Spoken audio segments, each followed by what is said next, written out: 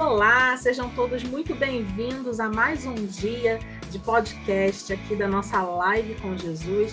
Esse ano nós inovando, trazendo um conteúdo de qualidade para as famílias, para os pais, para todos aqueles que amam crianças e se importam, se interessam por esse tema tão precioso que é a educação e a educação cristã. Estamos aqui no nosso terceiro dia, eu aqui em companhia da minha amiga Camila Carvalho. Tudo bem, Camila? Oi, Paulinha, mais um dia aqui, a gente cooperando aí com as famílias, com o reino. Que Deus nos abençoe nesse dia. Sim, o nosso papo de hoje tem tudo a ver com esse casal que eu amo, sou suspeita de falar, nosso querido pastor Novaes e a sua esposa, a doutora Jussara Novaes. Sejam muitíssimo bem-vindos a esse podcast. Muito obrigada. Obrigado, Paula. Muito bom estar aqui com vocês. E eu espero que esse momento aqui de conversa seja muito bom para todo mundo. E eu tenho certeza que aquilo que a gente vai trocar aqui em termos de informações, de experiência, de alguma forma vai servir para que aquelas pessoas que estão nos ouvindo, nos acompanhando, possam refletir, não é? E aprender, como a gente aprendeu na prática. Isso aqui é igual nadar, você só aprende pulando na piscina. E aqui a gente aprendeu nadando. É isso aí. Então, aproveitando para falar da piscina, conta para a gente, Jussara, qual é a sua experiência aí, sua vivência de família, de constituição de família com o nosso pastor Novaes. Conta um pouquinho para a gente de vocês. Então, a gente nunca planejou assim, número de filhos, nada disso. A gente casou e a gente esperava demorar um pouquinho mais para ter filhos, né? Mas aí na época, eu estava numa época de vestibular, tal, e aí eu perdi as contas da tabela, e aí Luísa nasceu de tabela. Aí, no meu 5º ano de medicina, Laura nasceu de tabela de novo. Erro de tabela, deu uma enrolada, e aí nasceu. Mas aí a gente falou, não, 2 tá bom. E a gente definiu a prole com 2 meninas. Mas a gente não tinha, assim... Inicialmente, até a gente pensava ter até mais filho, né? A gente pensava umas 3 meninas, né? Ele só queria menina. Aí eu falei, nossa, ele é bem sócio de Deus, porque vieram 2 meninas. Aí, antes que o terceiro viesse um menino, ele falou, melhor não, melhor ficar só com essas 2 aí. O plano era ter 3. A Luísa veio, opa, vamos para a segunda aí, vamos esperar. E aí, como a Jussara falou, não foi nada planejado, aconteceu, tá ótimo. Tomara que seja menina de novo, que eu sempre gostei muito de menina. Aí foi menina de novo. Mas a Laura, bem mais agitada que a Luísa, aí quando a Laura veio, a gente percebeu o ambiente, falou, tá bom, 2, já tá ótimo, e desistimos da terceira. Porque a Laura já valia por 2, entendeu? Mas fala pra gente, há quanto tempo vocês são casados e que fase da vida hoje as meninas estão? Com quantos anos elas estão? Então, a gente é casada há 35 anos. Nós casamos muito novos, né? E Luísa, a mais velha, está com 32 e Laura com 28. Vai fazer 29, né? E elas estão numa fase agora, graças a Deus, de voo, né? Voo livre, sair do ninho. Laura já saiu do ninho, mas as 2 estão assim com a vida profissional definida. E Laura casou, né? Luísa ainda não. Mas as preocupações agora são outras, né? Dependendo da fase de vida, a gente tem um tipo de oração. A nossa oração agora é outra, né? Tem outra ênfase, né? E como é que foi ficar com o ninho um pouco vazio, pastor Novaes? Metade do ninho esvaziou. E aí, como é que foi esse momento? É diferente? É uma fase diferente para o casal? Como é que é isso?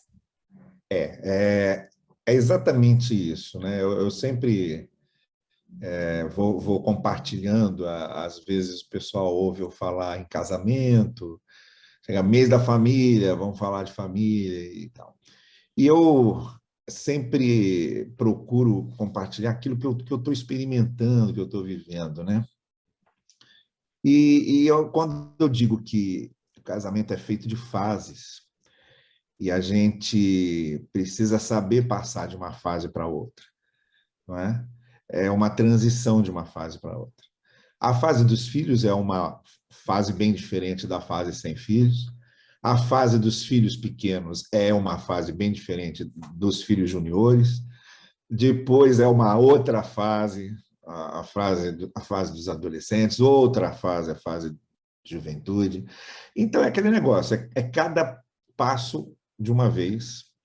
Agora, sabe, Paula, eu sempre tive na cabeça que não há fórmulas, sabe? Você tem, assim, uns princípios básicos, muito universais, né? Os princípios bíblicos, por exemplo, são princípios universais para serem vividos por qualquer pessoa em qualquer tempo, né? Mas em termos mais particulares, você não tem fórmulas, né? Você não tem uma fórmula como educar um filho para ser 100% bem-sucedido. Não existe isso. Eu observava muito, né? Eu observava, eu sempre tive muita curiosidade, como vai reagir, como vai ser aqui, eu ficava prestando atenção e querendo aprender. Então, cada fase eu fui aprendendo a lidar com aquilo. Inicialmente, dava lá minhas cabeçadas, poxa, como é que vai ser aqui? É um negócio assim meio assustador, né? Você vai tateando e vai descobrindo, mas aí, pau, você acaba aprendendo. O problema é que quando você está craque naquela fase, aí já está passando para outra. Então, aí começa tudo de novo. Vamos aprendendo outra vez. Mas é um aprendizado constante. Agora, dá para ver direitinho que cada fase é uma fase. E essa fase, que não é ainda aqui, não está no ninho, você falou bem, é uma coisa meio vazia só, ainda não é um vazio total, mas já dá para perceber a diferença, porque embora a Luísa ainda more conosco, ela tem a vida dela já independente, né? Eu acho que eu me preparei para esse momento. Tanto que quando a Laura falou que ia casar, que ia embora do país, eu aceitei aquilo muito naturalmente. Sabia que ia sentir saudade, sabia que ia fazer uma ausência, mas não foi aquele negócio de, meu Deus, e agora, e etc. e tal. Não, ela tem a vida dela. A gente criou para isso, né? Criou para seguir o próprio caminho. Então, não, foi assim, cada fase fui aprendendo, fui observando, fui me adaptando a cada fase.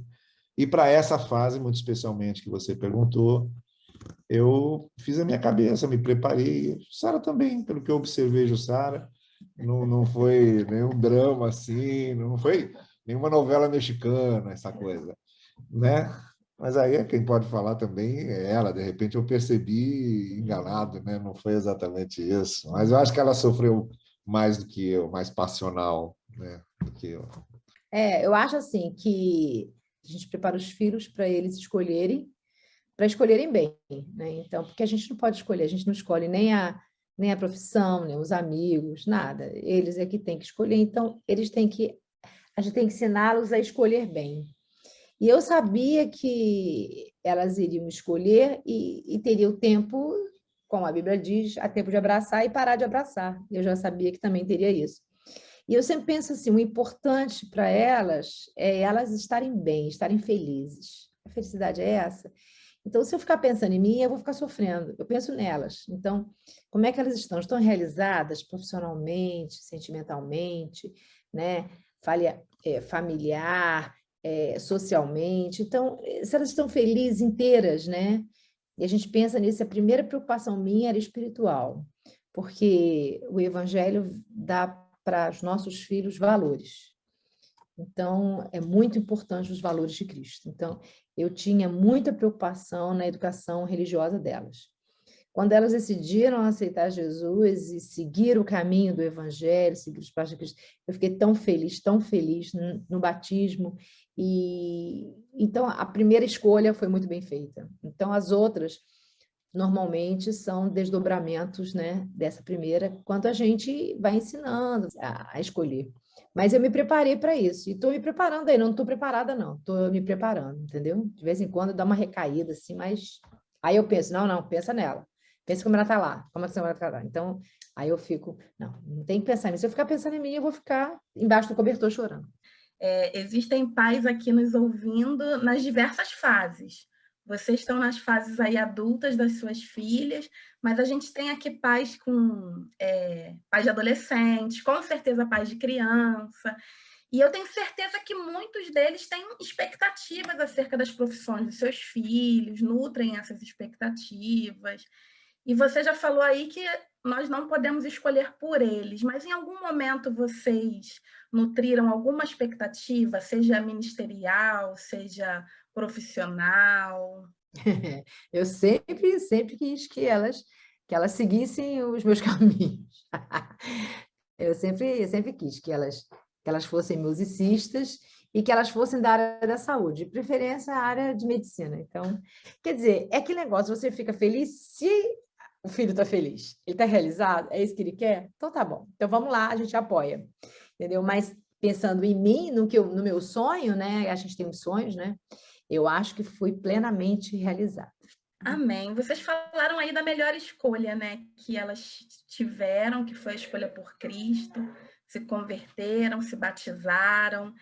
E aí, e os pais que estão enfrentando o inverso disso? Aqueles filhos que ainda não escolheram a Cristo, ou então se afastaram do Evangelho? Qual é o conselho que vocês têm para esses pais? Eu acho que em questão de filhos, continua sendo o mesmo processo, sabe, Camila, da semeadura. É o processo da semeadura. A gente não foi chamado para converter ninguém. A gente foi chamado para semear, porque, inclusive, quem converte, quem leva ao convencimento, né, interior, é o Espírito Santo. A gente não tem poder para converter ninguém. O que a gente faz é testemunhar e semear.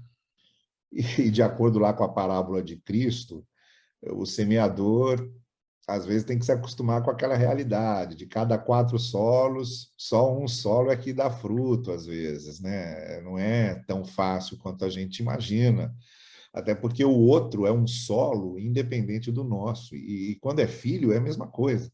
Não é porque é filho que você vai conseguir fazer com que ele reproduza integralmente o que você pensa, o que você sente ou o que você crê. Então, claro que como pais, a gente tem uma facilidade maior de fazer uma semeadura mais vigorosa, mais abrangente, porque você está todo dia ali com seus filhos, né? E vivendo todas as fases dele. Mas a gente tem que se conscientizar de que aquilo é semeadura. Eu diria que aquelas pessoas que estão vivendo agora a situação de, por exemplo, verem seus filhos ainda sem terem tido uma experiência própria de fé, não é? Que é o que a gente busca, porque, por exemplo, você vê Jacó era filho de Abraão, era neto de Abraão e era filho de Isaac, mas não adiantou isso não, ele se meteu em várias encrencas e só lá na frente foi que ele foi consertar a vida dele, né? Se conscientizar das encrencas que ele tinha se metido. Então, essa ligação de sangue não fala muito alto na questão da fé. Não adianta muito. A pessoa tem que ter a experiência dela própria. Então, eu digo muito para os pais que ficam aflitos com isso, né? Meu filho, ou então já estiveram na igreja e agora estão afastados. Eu digo muito isso, eu lembro muito isso. Olha, ele tem semente do evangelho lá. E todas as pessoas têm o direito de refletirem, de às vezes se questionarem, né? Questionarem sua própria fé. E às vezes isso é até mais produtivo do que nunca questionar a própria fé, porque às vezes quando a pessoa questiona a própria fé, ela vai ter uma fé mais autêntica e mais embasada.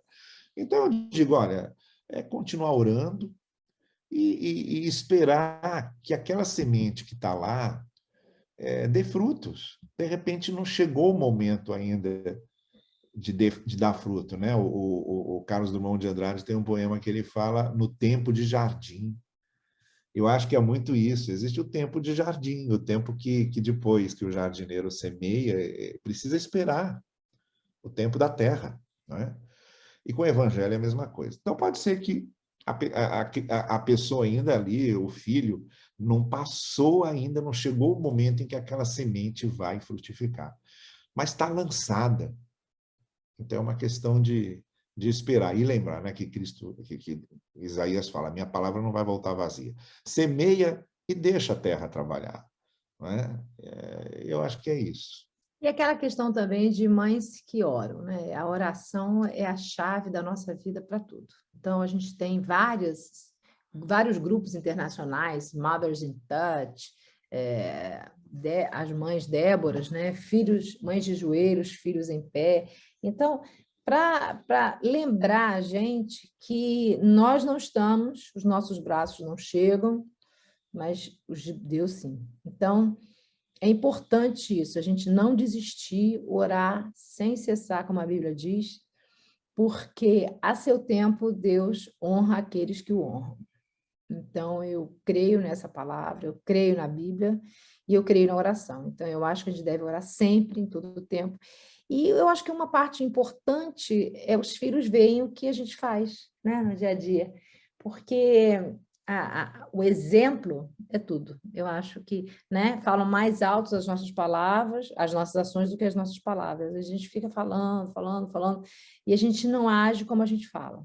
Então, nós, como pais, nós temos que estar sempre repensando a nossa fé, repensando a nossa experiência com Cristo, com o Espírito Santo, para que haja sempre em nós essa renovação da mente, entendeu? Para a gente nunca se conformar com o mundo, mas transformar. Essa transformação da mente é diária, todo dia. E é o banho do Espírito Santo que a gente deve pedir ao Senhor sempre, diariamente, né? Para que limpe as lentes dos nossos óculos, para a gente poder ver a realidade com os olhos de Deus e ser instrumento dele inicialmente na nossa casa, né? Porque a gente começa a testemunhar na casa, né? Então, é importante isso, a gente lembrar que a experiência do pai e da mãe é vista, deve ser vivida, e os filhos estão observando. Como Paulo e Silas, né, na prisão, cantavam e oravam, e os presos os escutavam, né? Então, os nossos filhos nos escutam o tempo inteiro. Olha, muito lindo ouvir vocês falando assim, esse florescer, esse germinar, né? E a gente pensar que hoje as meninas são adultas, fizeram suas escolhas e continuam fazendo e vão fazer aí para o resto da vida as escolhas delas, até quando vocês não estiverem mais aqui, mas essa semente que foi plantada lá antes carrega o DNA de vocês, né? E é um DNA que não é só da genética, né, da fisiologia, mas é o DNA espiritual também, porque houve investimento de vocês nisso. A gente não ensina ninguém a escolher depois de adulto, simplesmente, né? É um processo que precisa vir desde pequenininho, e não dá para a gente terceirizar muito isso, né? Por mais corrida que seja a vida, né? O dia a dia, e eu estou falando isso aqui porque eu sei que a vida da Jussara e do pastor Novaes é uma vida muito dinâmica, muito ativa, né? A Jussara falou aqui, ela é médica, sempre esteve envolvida na medicina, é musicista, é ministra de música da nossa igreja, da Igreja Batista Barão da Taquara. Pastor Novaes, nosso pastor, também professor de seminário, sempre esteve envolvido com a vida muito ativa, mas nem por isso a educação das meninas e os valores, nem por isso ficou de lado, nem terceirizado, né? Conta para a gente um pouquinho, aí o casal pode falar, fiquem à vontade, né? Como é que é conciliar a vida profissional, a vida ministerial, e mesmo assim continuar investindo nas meninas para que elas aprendam a fazer escolhas? Eu descobri que, nesse caso, você tem que entender que não é a questão da quantidade do tempo que você passa com seus filhos, mas a qualidade desse tempo. Como a Jussara falou, né? A Jussara foi assim, no mesmo dia em que ela teve o resultado do vestibular dizendo que ela passou para a medicina, foi o resultado que chegou o exame da gravidez. Mesmo dia, chegou lá, pau, mesmo dia. E então é claro que a gente teve que reestruturar tudo, porque não ia perder a oportunidade de fazer medicina, porque afinal de contas tinha passado, que é uma coisa difícil de acontecer, e então não podia perder essa oportunidade. E, ao mesmo tempo, não tinha como negar o fato de que agora já vinha gente nova no pedaço. Então, a gente teve que se reorganizar. Agora, a gente descobre, isso deixa a gente muito aflito, claro, questão de você estar envolvido numa série de coisas, e, poxa, e como é que vai ser? Mas olha, Paula, fica tão claro para a gente, porque tem muito pai e mãe que também, quando consegue ficar em casa, não está em casa. Está em casa só fisicamente, mas não está ali junto com os filhos, né? E isso eu descobri assim logo no início, quer dizer, o tempo que ficar em casa, eu quero ser pai. Eu quero ser pai durante aquele tempo. Então, eu fui um pai que trocava a fralda, dava banho, passeava com a criança, botava para... Até porque a Jussara, com esse negócio de dar plantão, às vezes tinha dia que ela estava esgotada. Então, eu pegava e ficava, eu que botava para dormir. Então, eu tinha essa coisa. Eu, dentro de casa, eu vou ser o pai que eu sou. Então, isso eu acho que é importante. A gente não deve se sentir culpado, porque hoje nós vivemos numa época em que marido e mulher trabalham fora, os dois têm profissões e têm o direito de ter, os dois têm o direito de se realizar uma profissão, os dois têm o direito de se sentirem úteis e produtivos. Mas os dois também podem dedicar o tempo que eles têm para os filhos. Então, não tem que se sentir culpado por estar trabalhando, por estar assim, envolvido numa prática produtiva. Só tem que saber ver isso. Mas o tempo que eu estiver em casa será o tempo em que eu estou em casa e eu vou dar atenção. E é isso, eu acho que tem que fazer essa diferença, isso ajuda muito. Então, no meu caso, eu achava engraçado porque eu não sabia se eu sorria, se eu chorava, quando eu descobri as duas coisas ao mesmo tempo. No mesmo dia, eu descobri as duas coisas. Mas eu falei assim, se Deus deu, Deus vai dar jeito. Então, eu nunca fui de sofrer antecipadamente, nunca. Eu sempre vivo o hoje, sabendo que Deus está no amanhã. Então, ele abriu as portas, eu vou entrar. Fechou as portas, eu não entro. Então, é por aí. E aí, eu sempre quis dar sempre o meu melhor. Então, na vida... Na nossa vida, no dia a dia, na infância, Deus colocou vários anjos na nossa vida, desde vizinha até babá, que a gente teve, assim, queridas do coração, que marcaram a gente, quanto mais as crianças. Até hoje, né? Somos, assim, amigas, assim, de dizer que é a mãe carioca, que é minha irmã carioca. Então, Deus vai ajeitando aquilo que a gente não pode fazer, Deus faz, e aquilo que a gente pode, faz. Eu me lembro quando eu chegava do hospital e eu botava Laura e Luísa para dormir e começava a contar a história da Bíblia. Eu falei, é agora que eu tenho que contar a história da Bíblia. E aí começava a contar história. Eu me lembro que eu começava a sonhar no meio da história, assim, eu falando e começava a sonhar. E, de repente, Luísa falou, mãe, Davi não tinha bicicleta naquela época. Quer dizer, eu falei alguma coisa, aí Davi pegou a bicicleta e ela me acordou. Aí, eu já entrei num sonho e falei bicicleta, mas ela ligadona, eu falei, meu Deus, essas meninas não dormem, eu durmo e essas meninas não dormem. Mas sempre assim... aproveitando bem isso que ele falou, né? A qualidade, brincar de boneco, chegava sempre, a casa da Barbie estava no chão, falava, vamos, Laura, vamos reconstruir essa casa, pela milésima vez, e lembra que eu falei, não acredito que essa casa desaba, eu acho que ela fazia isso para toda noite eu reposicionar a casa toda da Barbie, os andares, tal, limpar com ela, e aí a gente brincava de boneca também, então... É por aí. E na igreja também, né? A gente levava, todos os ensaios, levava as duas. Ele estava sempre com a gente no acampamento, levava. E não tinha essa, né? Porque também é isso, né? As crianças têm que se adaptar à vida da gente, né? Não é... Senão você cria uma bolha e a criança não sai da bolha e você fica preso à criança, fica presa à bolha. Então, é por aí, né? As crianças viveram esse momento também de igreja junto com vocês. Uma das recordações que eu tenho das meninas pequenas, acho que eu já até te falei isso, é da Laura, pequenininha, chegando lá em Barão de Taquara, vestida igual uma boneca, uma princesa, aquele vestido assim, ia ser recital da escola de música, e ela ia tocar violino, que ela tocava violino já, né? pequena, assim, eu lembro. E ela, aquele vestido lindo, mas com um furo na meia calça, e Jussara andando atrás dela, porque Laura gostava de correr, de brincar pela igreja, e Jussara atrás dela, vamos, olha o arco do violino, vai arrebentar, e aquela coisa toda. E ela toda princesinha, mas com aquele furo na meia calça, mostrando, eu sou criança, tá? É.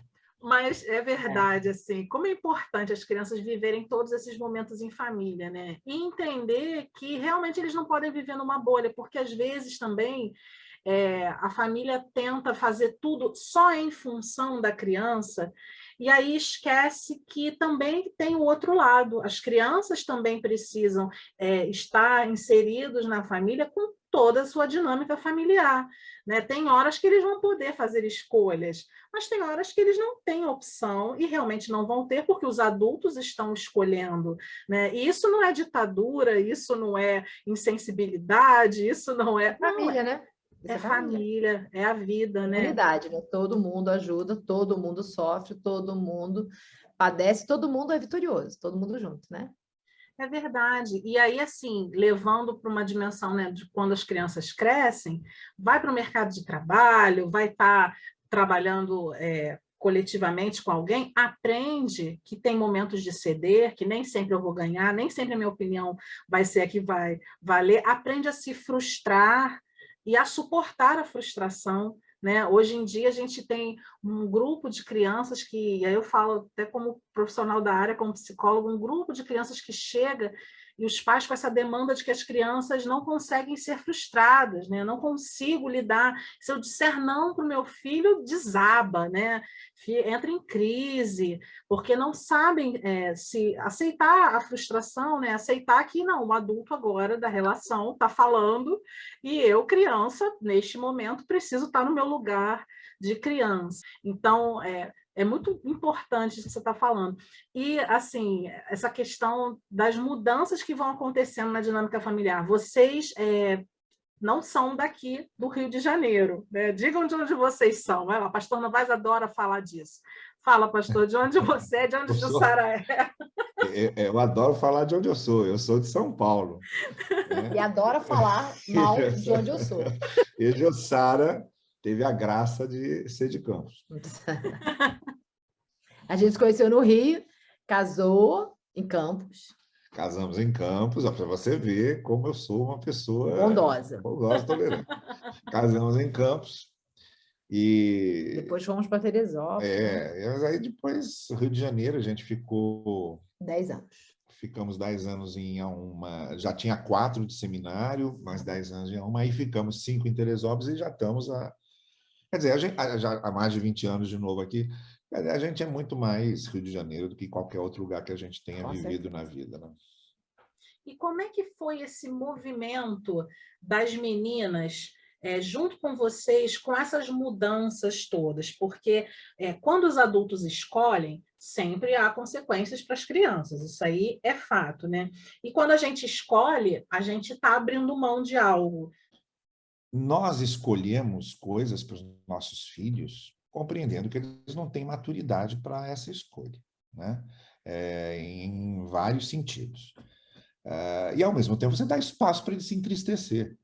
Você dá espaço para ele se frustrar e para ele reagir a essa frustração. Quer dizer, eu não vou, por exemplo, disciplinar um filho meu achando que ele vai achar ótimo, rir, agradecer. Não, ele vai achar ruim, ele vai chorar, ele vai ficar bravo. Então, dá esse espaço. Você tem todo o direito de ficar bravo, você tem todo o direito de chorar, você tem todo o direito de reclamar. E como eu tenho o dever de estar disciplinando e de estar fazendo aqui. Então, isso é uma coisa. Outra coisa é que eu sempre dizia o seguinte, a Jussara também, a gente falava sempre o seguinte para as meninas, olha, quando vocês forem adultas, vocês vão fazer do jeito de vocês. Agora. Só que agora vocês são crianças, vocês vão fazer desse jeito. Porque, por exemplo, isso que eu estou agora aqui ensinando você a não fazer, quando você for adulta, se você quiser fazer, você vai ser dona da sua vida. Aí eu já não vou ter mais como interferir nisso. Agora, realmente, eu não vou permitir que você faça isso. E outra coisa, Paulo, que me incomoda muito nesse pensamento de que não podemos frustrar nossos filhos, não podemos dizer não para eles, deixa eles fazerem o que quiserem. A pergunta que eu faço é a seguinte: para que pai e mãe, então? Não é? Por que nós somos, então, pai e mãe, se não é para educar, se não é para disciplinar, se não é para fazer com que a criança se corrija, não é? E, às vezes, quando você impõe uma certa consequência à criança, porque eu acho que isso é importante também, há certas coisas que você impõe como consequências para a criança sentir que aquilo que ela fez tem um prejuízo para ela, tem um prejuízo para a gente quando a gente faz. Para que pai e mãe se é para deixar correr solto, não é? Então, eu acho que é isso que está faltando o pessoal compreender, que é exatamente por isso que pai e mãe existem, né? Eu vejo a coisa assim, também tem essa mania de historiador, né, de analisar a coisa desse ponto de vista, mas eu também percebo isso. Houve uma geração que foi mais rigidamente educada, que ouvia não para tudo, e, de repente, eles quiseram compensar isso e se tornaram pais que dizem sim para tudo, quer dizer, foram para um outro extremo, como uma espécie de compensação. Eu jamais deixarei meus filhos passarem pelo que eu passei, só que aí vai para o outro lado, né? Então, a gente tem que entender que pai e mãe existem para isso, né? Aí eu digo também, Paula, que a criança precisa disso. Eu vou dizer uma coisa para vocês. Olha, eu atendo em gabinete pastoral há 40 anos. Eu nunca ouvi ninguém reclamar de excesso de zelo dos pais, mas eu ouço muita gente carente por perceber que não sentia interesse dos pais. Nunca ouvi, poxa, meu pai exagerou, se preocupou demais comigo. Depois de adulto, entende. E eu nunca ouvi ninguém reclamar. O que eu ouço muita gente reclamar é o seguinte: eu precisava de um pai para mostrar interesse, de uma mãe para me disciplinar, e eu não tive. E aí cai naquilo, começa a duvidar até que pai e mãe amava, porque faltou justamente esse cuidado mais expresso, né? Então, eu acho que é isso. Eu acho que precisa manter essa consciência de que pai e mãe existem para isso. O papel do pai e da mãe é esse, é ensinar até as mínimas coisas.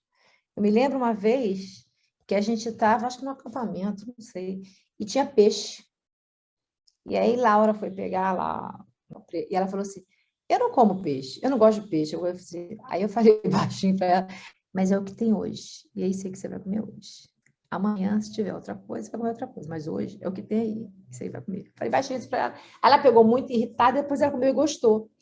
Então, quer dizer, eu sei que é uma coisa ínfima, né? Mas assim, até a gente sabe que os botões gustativos da língua, para saber o sabor, eles são aprendidos, né? Então, se você só der sorvete de creme, a criança nunca vai gostar de brócolis, porque a vida inteira ela comeu sorvete de creme. Então, é o nosso papel. O nosso papel é educar, é mostrar, então, nas mínimas coisas, né? Por exemplo, na educação de comer. Lá na frente, não quer mais comer brócolis, mas já comeu, já sentiu o gosto, já aprendeu como é que é o sabor, entendeu? Então, estou falando assim, um exemplo de que o nosso papel é esse. Claro que a gente sofre quando a criança sofre, mas faz parte da aprendizagem também o sofrimento, né? As perdas. Quando a gente veio para Teresópolis, eu me lembro que as meninas choraram, mas choraram. Na puta despedida era um chororô das duas, que depois elas veem a fita e morrem de rir. E aí, quando a gente estava vindo, né, eu disse para elas: olha, a gente vai continuar a levar, a gente vai levar esses amigos com a gente, leva no coração, na mente, a gente está pertinho, a gente não está em outro país, e lá você vai conhecer, vocês vão ter muito mais amigos ainda. E aí foi dito e feito, e um dia até, quando a gente conheceu os primeiros amiguinhos dela aqui na igreja, que foi a Mariana e a Yasmin, que eram mais ou menos da idade delas, a Raquel, a Tininha, e aí elas falaram: pô, mãe, que gente legal, né? Eu falei: não falei? É só esperar que vai chegar mais gente ainda. Então, até essa questão de tempo, de esperar, então, essa coisa de controlar a emoção né, do amanhã.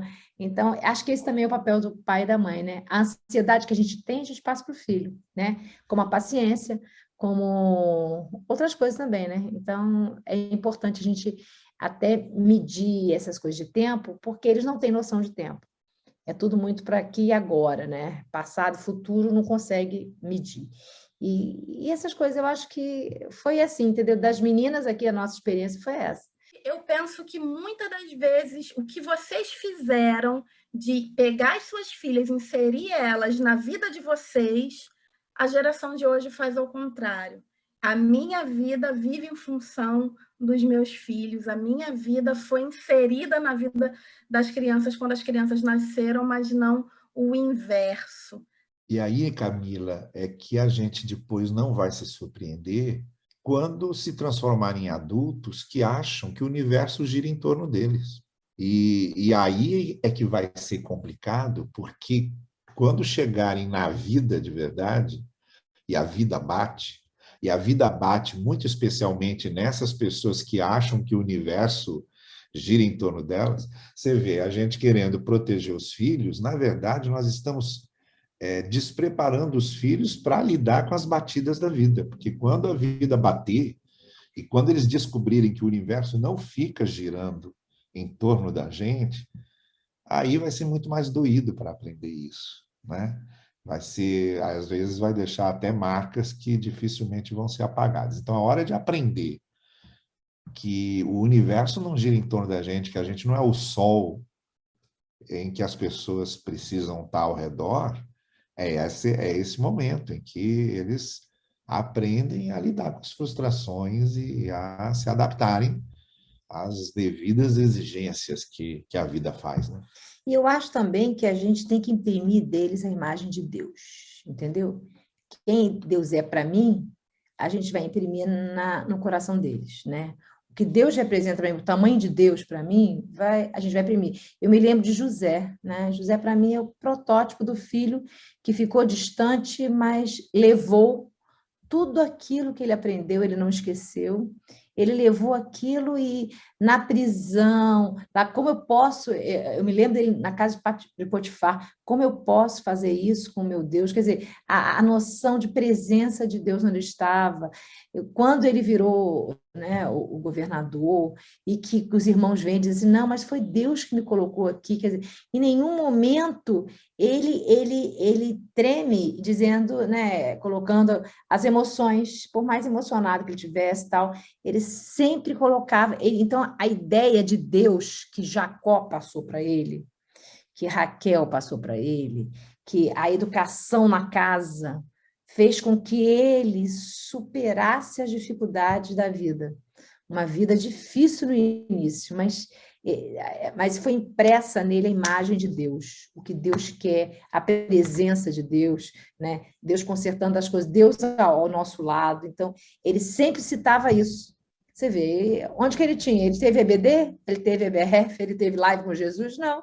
Ele teve um pai e uma mãe, a mãe nem tanto, porque quando Benjamin nasceu, a mãe morreu de parto. Então, ele teve um pai ali, ó, que ficava imprimindo a fé, a imagem de Deus no coração de José. E ele só teve o quê? Sucesso, embora as dificuldades da vida, né, em todos os sentidos, mas foi um homem, né, de sucesso, e abençoado e que abençoou os outros. Então, isso é imprimir, isso é criar um filho, eu acho. Criar um filho para isso, né? Para ele ser bem abençoado e abençoar outras pessoas, né? Ele ficou inesquecível, tanto que é usado como protótipo de Cristo, né? José. Então, eu acho muito linda essa história dele. Eu fico pensando na educação religiosa que Jacó passou para o filho dele. Muito bom, muito bem lembrado, Jussara. E como assim a gente vê a fundamentação, né, o fundamento da vida de José e tudo que se construiu a partir de José, né? Bons alicerces geram construções sólidas, né?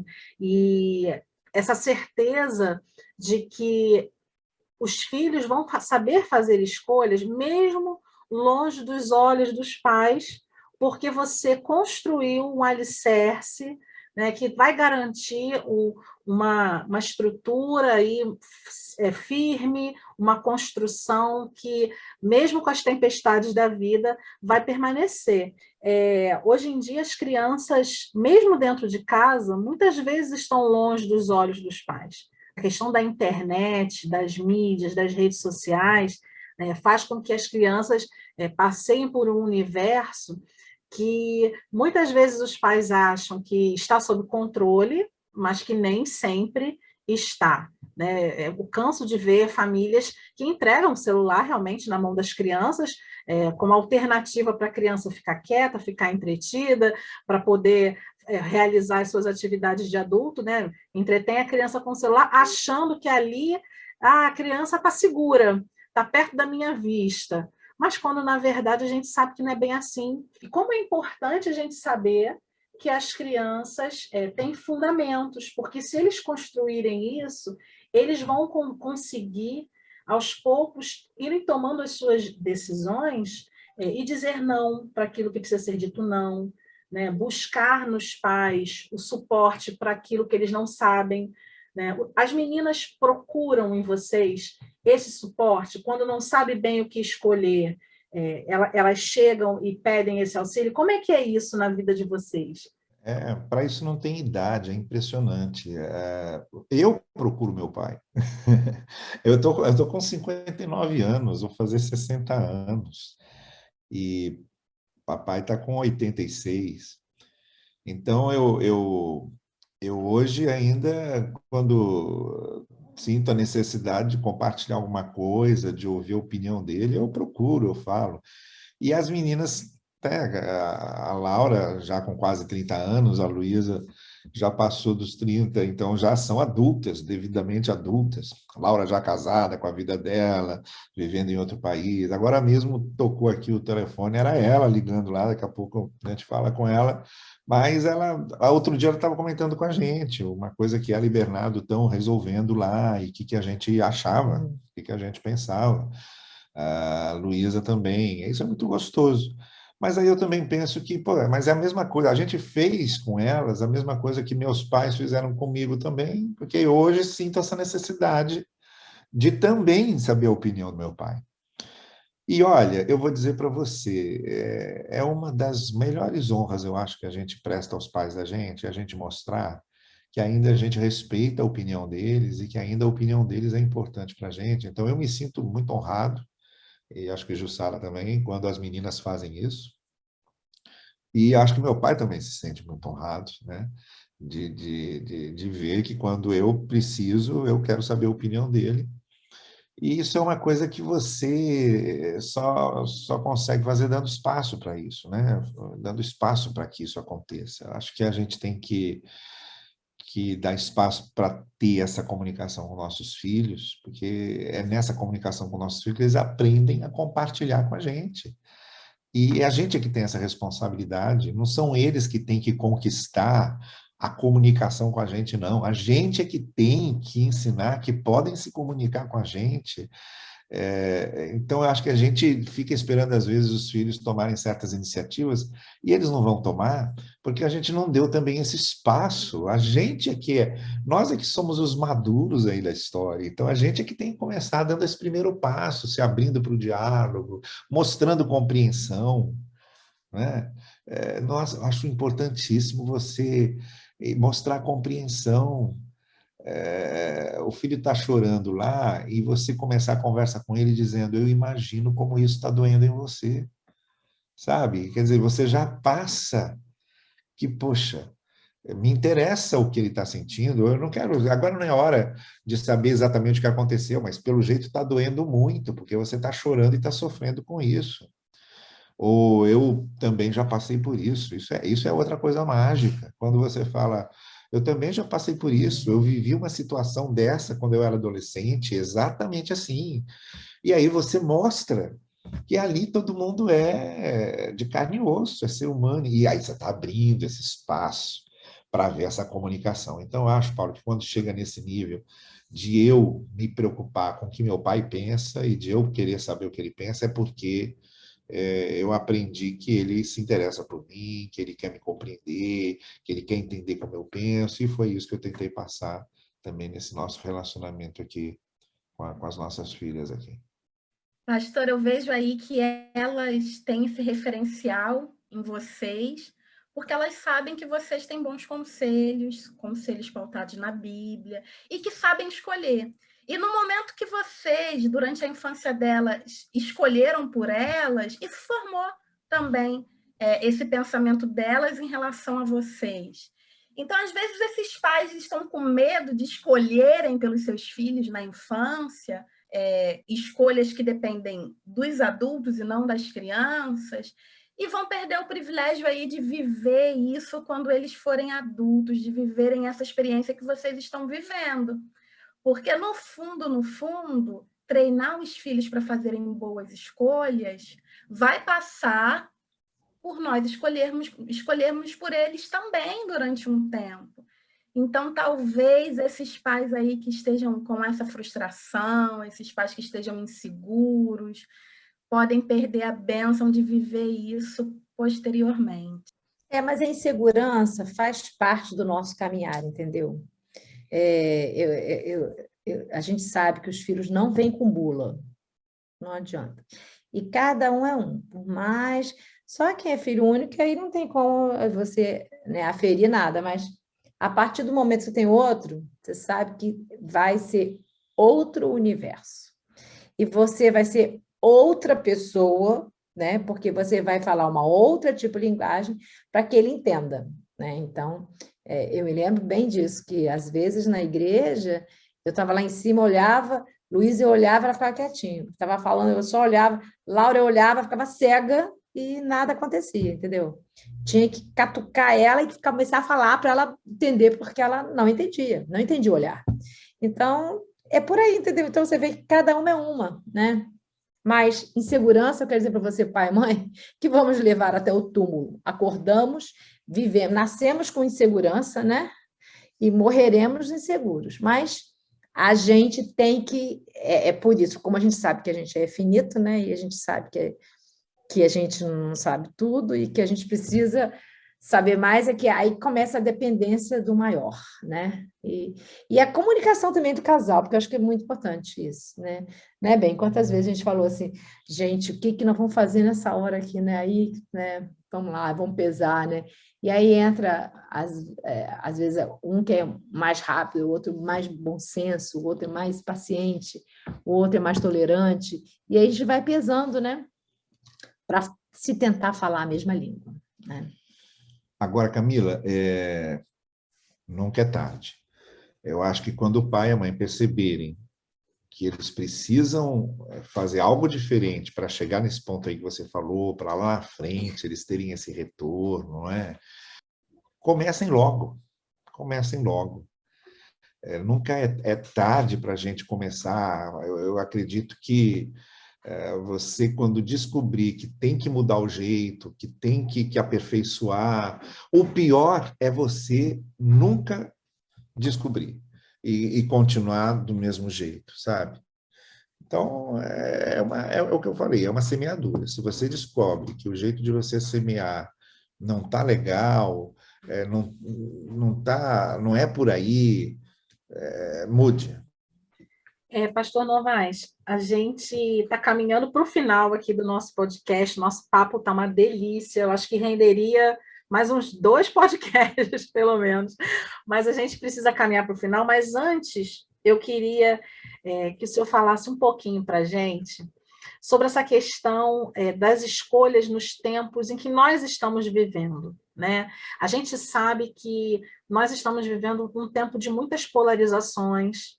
A gente está vivendo um tempo onde as crianças, adolescentes e jovens, desde que se decidem por Jesus, muitas vezes enfrentam dificuldade em assumir a sua fé publicamente, até mesmo em sociedade, né? Alguns ficam com vergonha de se dizer cristãos, outros ficam preocupados com aquilo que os amigos vão pensar, alguns não sabem como se posicionar diante daquilo que o mundo vem oferecer, os amigos vêm oferecer, as suas opiniões publicamente, até porque hoje em dia a opinião realmente virou pública, né? Eles colocam a opinião no Instagram, no Facebook, nas redes sociais, tudo é muito aberto, tudo é muito dinâmico, existe a questão da frieza, que muitas vezes a palavra traz, e aí fica tudo subentendido, né? Os erros aí de interpretação, enfim, dos pontos de vista. Como é que o senhor tem visto essa questão para os jovens, os adolescentes, as crianças neste tempo? Como é que a família pode ajudar eles a se posicionar, a fazer escolhas nesse tempo que a gente está vivendo? Eu acho que tem 3 questões aí que são importantíssimas. A primeira é que, quando o Provérbios diz, ouça o que diz seu pai e sua mãe, né?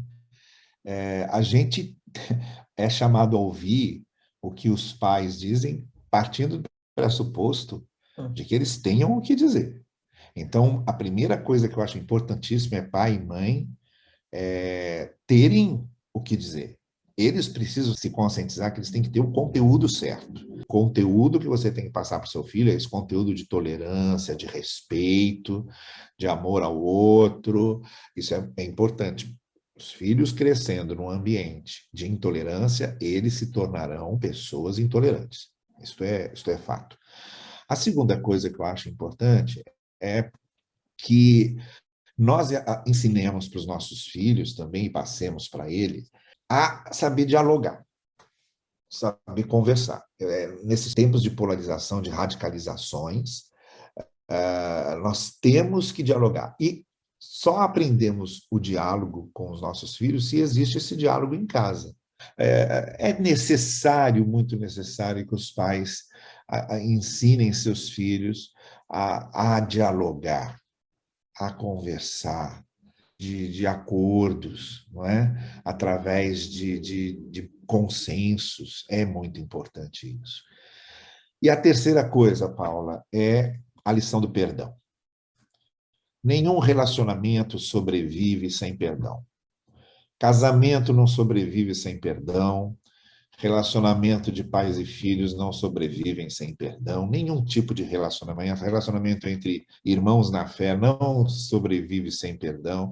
Se a gente não aprende a perdoar, nenhum relacionamento resiste, pelo simples fato de que todos nós somos imperfeitos e cometemos nossos erros. Se a gente não aprender a perdoar e a pedir perdão, os relacionamentos não vão prosseguir.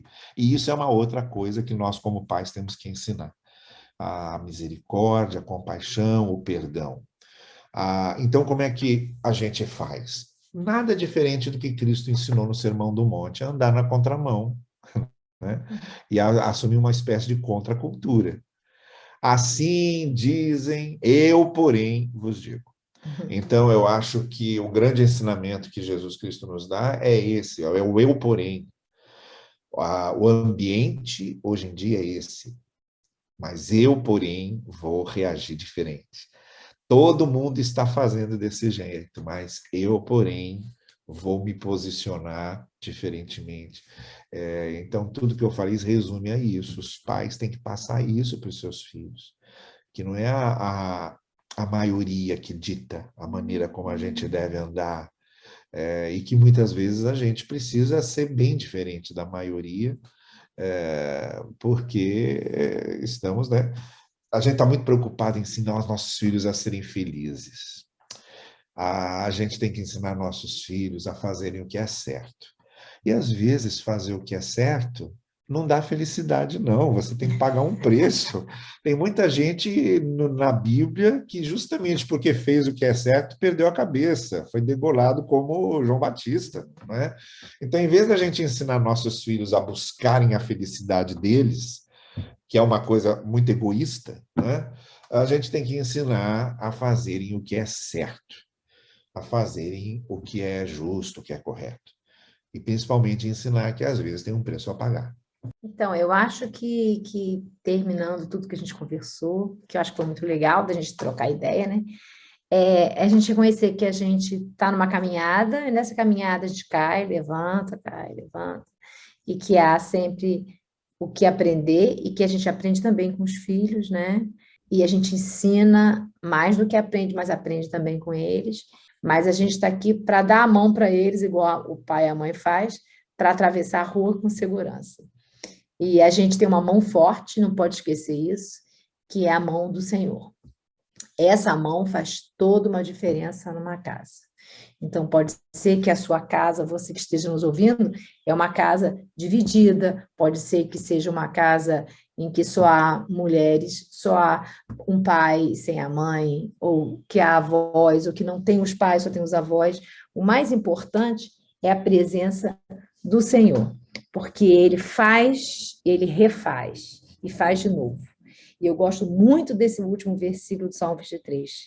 Certamente que a bondade e a misericórdia correrão atrás de mim enquanto eu viver.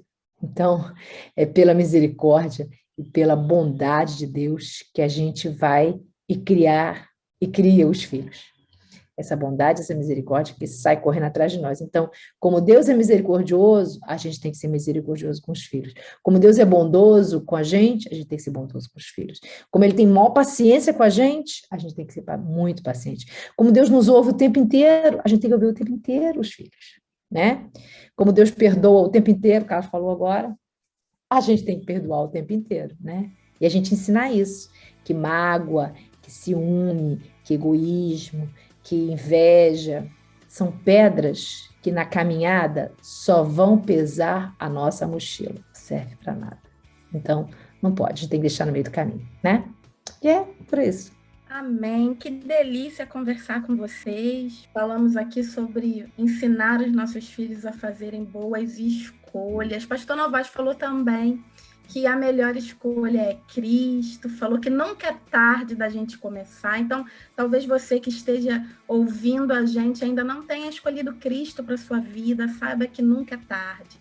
Saiba que Ele pode sim fazer diferença na sua vida, principalmente na eternidade. Amanhã, Paulinha, temos mais, né? E eu queria deixar aqui, como todos os dias nós temos deixado, uma indicação de um livro. Vou deixar aqui Criando os Filhos que Adoram a Deus, o início de uma paixão eterna. Você encontra esse livro na editora Shed. Esse livro foi escrito por Patrick Cavanaugh. Então, é a nossa dica de hoje. Estamos aqui na Live com Jesus e estamos aqui esperando vocês amanhã novamente. Paulinha. É isso aí, foi um prazer bater esse papo aqui. Pastor Novaes, Sara, muito obrigada. Que Deus continue abençoando e inspirando vocês sempre. Camila, muito obrigada por mais esse dia de parceria. Lembrando que a Live com Jesus está aí acontecendo cada dia com uma lição nova, uma atividade nova para as nossas crianças. Você, família, participe das atividades da Live com Jesus, compartilhe com outras crianças. Lembrando, todos os episódios estão disponíveis nas nossas redes sociais, no nosso YouTube, da Igreja Batista Barão da Taquara, da Igreja Batista do Recreio. Você pode, deve participar e compartilhar. E esse conteúdo dos podcasts também está gravado e vai ficar disponível para vocês nas nossas redes sociais. Compartilhe também com outras famílias e aproveite. Como a Camila falou, amanhã tem mais podcast para vocês. Amanhã nós vamos falar sobre a família perfeita. Ela existe? Com o Marcos e a Luciene. Na sexta-feira, nós também vamos falar sobre planejamento. Vamos planejar o futuro com os filhos, com o pastor Daniel e a Adriana. No sábado, a gente tem mais um podcast falando sobre buscar o reino em família, com o pastor Tiago e Rose Gomes. Cada um tem a sua função no reino. E, encerrando, nós vamos ter o podcast Preparando os Filhos para a Eternidade, com a Susan e o Rodolfo. Vocês não podem perder, nosso conteúdo está incrível e a gente conta com você nessa caminhada da Live com Jesus. Vamos embora viralizar o amor de Deus, certo? Amém. Deus abençoe a todos, fiquem na paz, até amanhã, um grande beijo. Tchau, tchau.